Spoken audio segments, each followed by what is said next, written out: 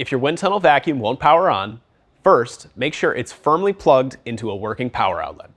If your vacuum is shutting off during use, it's likely because it overheated and the thermal protector activated.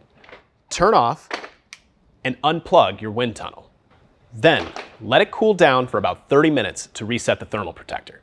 When the thermal protector activates, it could also mean there's a clog or that the filters need to be cleaned.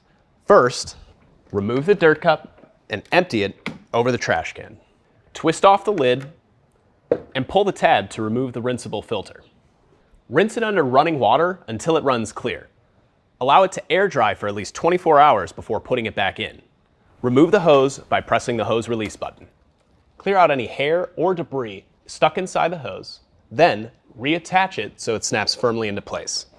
To access the brush roll, recline the handle and lay your vacuum down. Use a Phillips head screwdriver to remove the 6 screws and take off the base plate. Clear out any debris or hair wrapped around the brush roll until the brush roll can turn freely by hand. Lastly, put the base plate back on and re-secure it with the 6 screws. Remove the HEPA filter at the base by pulling out the filter frame. Tap it over a trash can to empty any debris and wipe clean with a dry cloth.